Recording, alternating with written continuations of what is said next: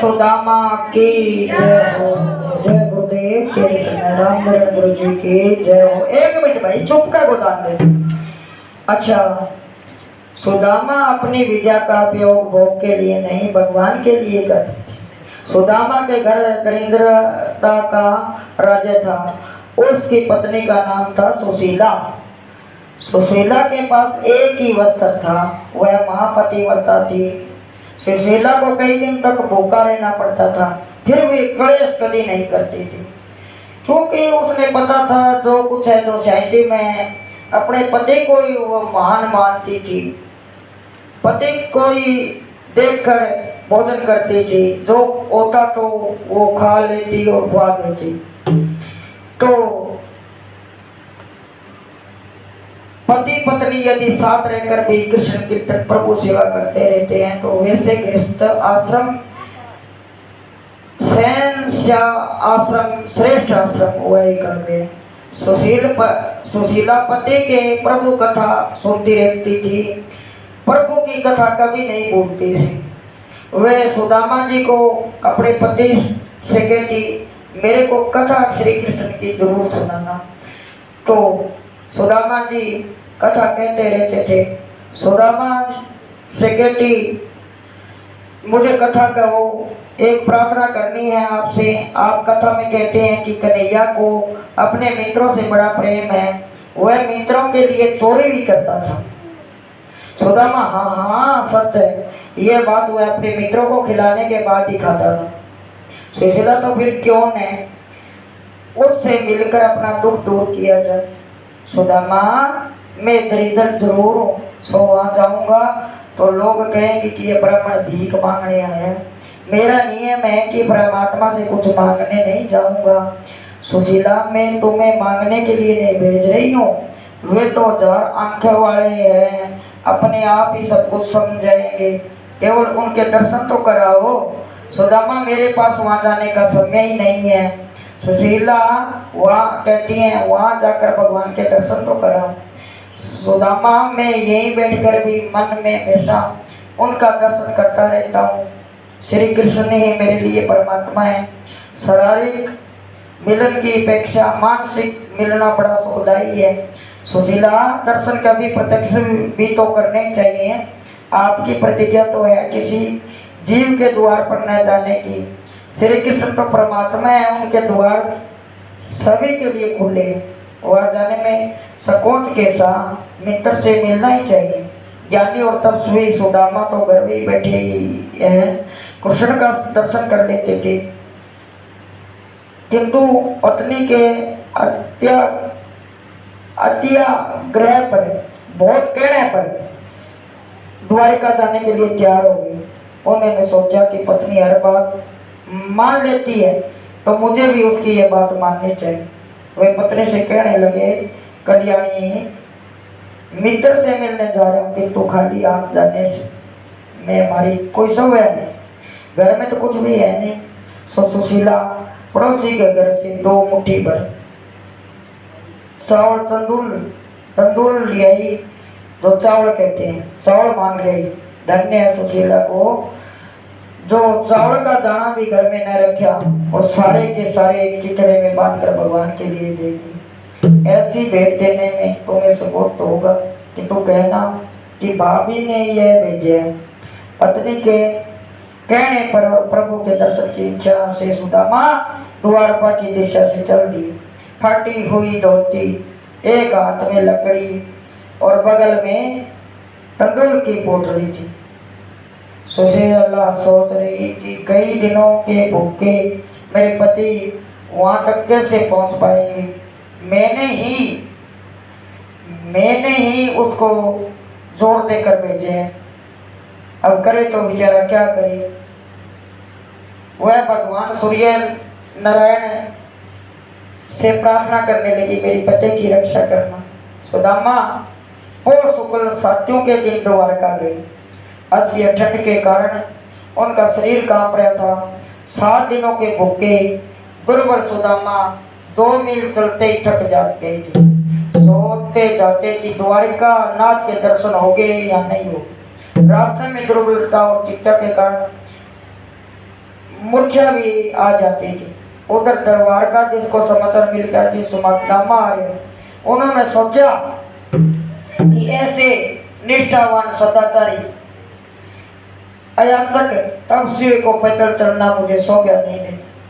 उन्होंने गरुड़ जी को भेजा, सुदामा की आकाश मार्ग से द्वारिका नगर तक पहुंचा दिया।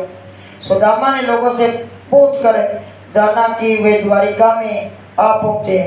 उन्होंने सोचा कि द्वारिका वैसे कुछ दूर नहीं, सुबह से निकला था और शाम को तो मैं यहाँ भी आ पहुंचा हूँ। वे जानते ही नहीं थे कि उन्हें गरुड़ जी उठा कर ले आए। भगवान के लिए तुम 10 कदम आगे बढ़ोगे तो वे 20 कोस चलकर तुमसे मिलने के लिए यहाँ आए। सुदामा लोगों के द्वारकाधीश के प्रसाद का मार्ग पूछते हैं, वे मेरे मित्र हैं। लोग हंस देते हैं कि ऐसा भिखारी भी कहीं द्वारकाधीश का मित्र होता है सकता है। सुदामा प्रभु समन करते हुए भगवान के द्वार पर आ पहुंचे। द्वारपाल उन्हें भीख मंगा मान कर रोकते हुए कहने लगे, जो चाहे सो मांग ले, तो अंदर नहीं जा सकता। सुदामा मैं द्वारकाधीश से कुछ मांगने नहीं मिलने आया, वे मेरे मित्र है, वे शुद्ध प्रेम बस देता है, ये कुछ भी मांगने की इच्छा नहीं करता। द्वारपाल हंसने लगे, क्या ऐसा भीख मंगा, कुछ पाने की इच्छा किए बिना ही यहाँ आया होगा। सुदामा तुम कृष्ण से जाकर कहो कि उनका मित्र सुदामा उनसे मिलने आए। सेवक अंदर गया और प्रणाम करके प्रभु से कहने लगा, प्रभु द्वार पर एक भीख मंगा साधुवल ब्राह्मण आया है, आंखें अंदर घसी हुई है, हड्डियां दिखाई दे रही है, फटे हाल है, मुख वर्दी व तेज है। वह हमसे कुछ भी लेना नहीं चाहता। वह कहता है कि वह आपका मित्र है, सुदामा है और आपसे मिलने आया। सुदामा सब सुनते ही भगवान द्वार की ओर दौड़े। द्वार पर खड़े हुए सुदामा सोच रहे थे कि आज तक उनके मन में अपने ज्ञान और तप का तथा किसी के द्वार पर न जाने का अभिमान था। सुशीला ने वह अभिमान दूर कर दिया। सुदामा वैसे तो फटे हाथ थे, कपड़े धूली धूसर थे, किंतु उनका देह अत्यंत साफ सुथरा था, पवित्र था। भगवान मानव के वस्त्र नहीं हृदय देखते। भगवान सुदामा को पुकारते हुए द्वार पर आए। उसकी रानियां को बहुत ही आश्चर्य हुआ कि आज तक न जाने कितने लोग इनसे मिलने आए हैं, किंतु कभी ऐसे इस प्रकार नहीं। अब तो पेगली बात बड़े पगा में चंपली को नहीं, जुत्ती को नहीं। श्री कृष्ण ने सुदामा को अपने हृदय से लगा लिया। अपने मित्र की ऐसी विषम दशा देखकर उनको बड़ा दुख हुआ।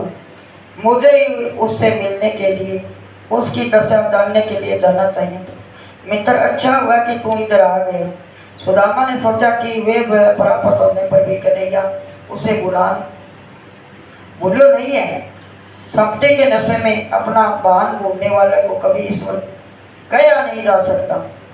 रुक्मिणी चरण धोने के लिए जल जा रही थी। कृष्ण ने अपने अश्रुधारा से जल से सुदामा के चरण धो दिए।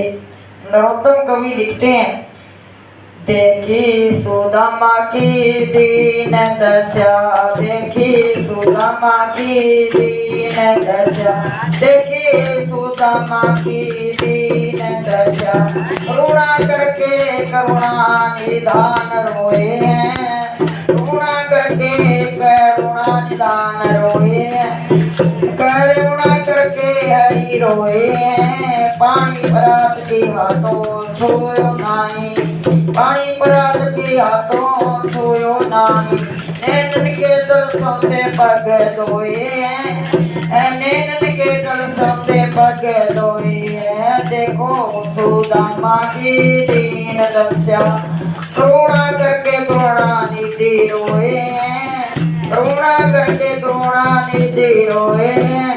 पानी प्रात को हाथ छुए नाई, नैनन के दृश्यों पग धोए, पग धोए हैं।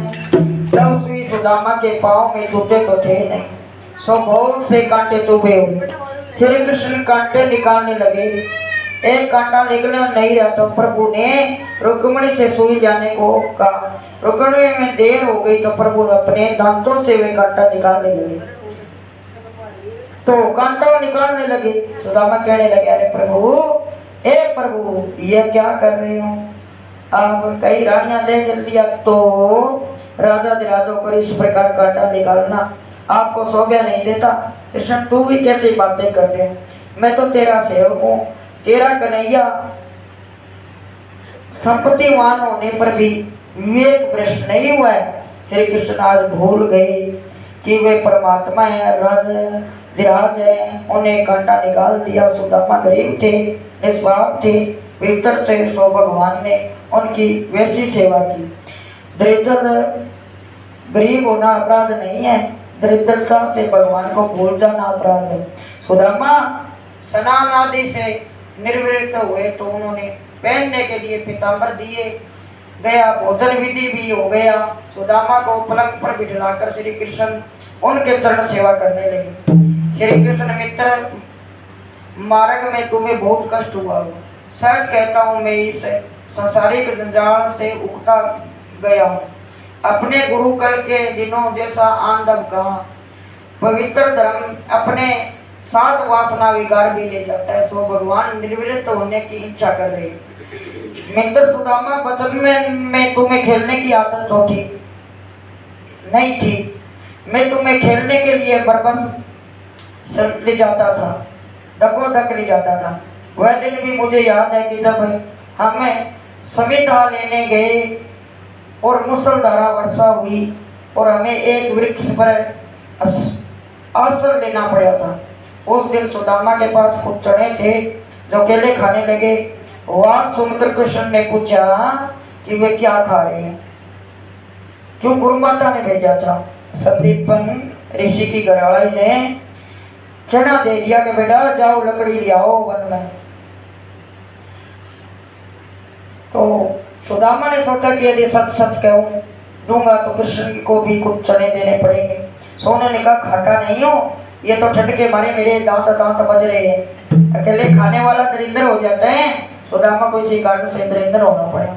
श्री कृष्ण को सुदामा की चरण सेवा करते देखकर रानिया को बड़ा आश्चर्य हुआ। आज तक पति ने ऐसे प्रेम किसी को कोई और नहीं देखा। यह ब्राह्मण बड़ा भाग्यशाली है। कृष्ण विवाह किया है या नहीं? कैसी है मेरी भाभी? सुदामा पत्नी तो सुशीला है, संतान भी है। सुदामा ने सब कुछ बताया, किंतु अपनी गरीबी के बारे में कुछ भी नहीं बताया। तेरी भाभी की इच्छा है और अनुरोध से ही मैं तो तुमसे मिलने आया हूँ। श्री कृष्ण, भाभी इतनी सुपात्र है तो उन्होंने मेरे लिए कुछ भेजा होगा। लक्ष्मी ने बीच में कहा, यदि आपकी आज्ञा हो तो मैं आपके इस मित्र के घर कुछ भेजूं। कृष्ण, मैं देना नहीं, इससे लेना चाहता हूँ। लक्ष्मी जी, यह दरिद्र ब्राह्मण आपको क्या दे पाएगा? श्री कृष्ण को बुरा लगा। मेरे मित्र को दरिद्र कहने वाली तू कौन होती? लक्ष्मी जी ने सोचा कि श्री कृष्ण के देवराज कुछ और ही है। उन्होंने प्रभु से क्षमा मांगी। सुदामा चावल की पोटली संकोचवश छिपा रही थी। भगवान मन में हंसते हैं कि इसने उस दिन चने छिपाए थे और आज चावल छिपा रहे।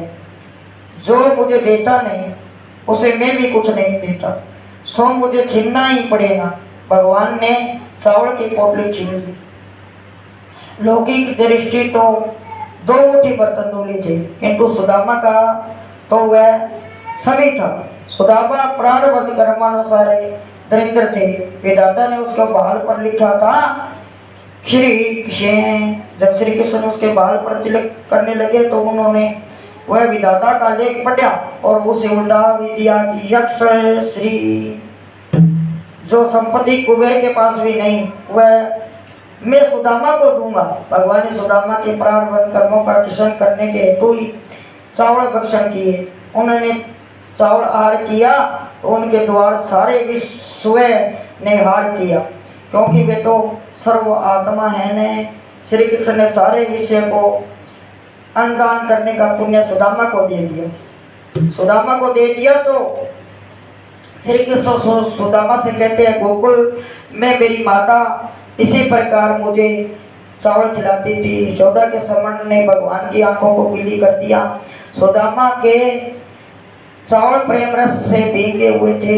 एक मुट्ठी भर तंदूर के बदले प्रभु ने समग्र द्वारिका का ऐश्वर्य सुदामा के घर भेज दिया।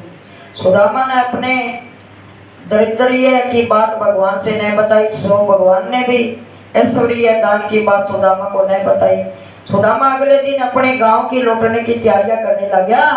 उन्होंने सोचा कि कृष्ण 2-4 दिन और ठहर जाने की आग्रह करेंगे, किंतु भगवान ने वैसा आग्रह नहीं किया।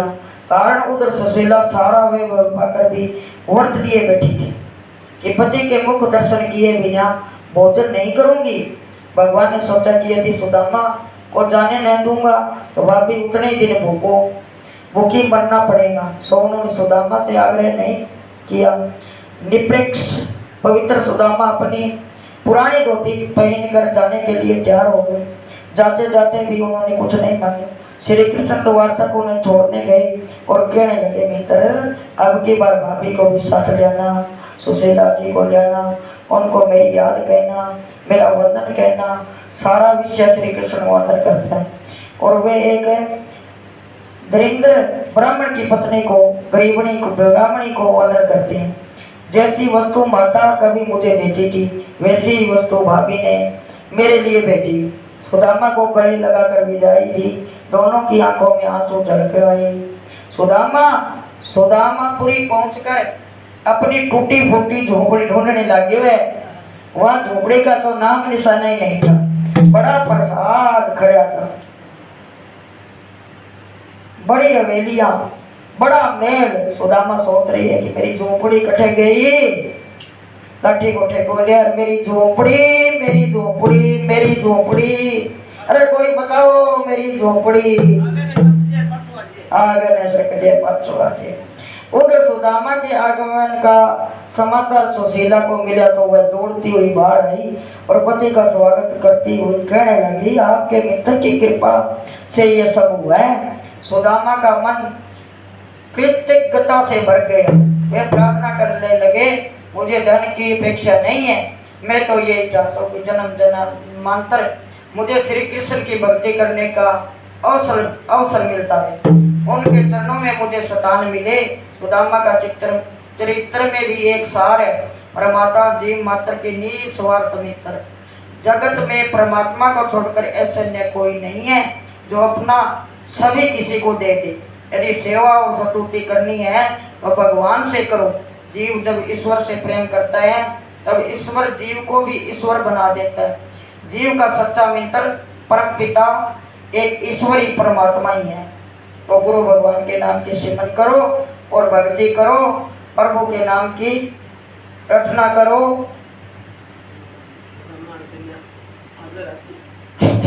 जय गुरुदेव, तेरे संग्राम गुरुदेव। यह था सुदामा और श्री कृष्ण का मिलन कथा।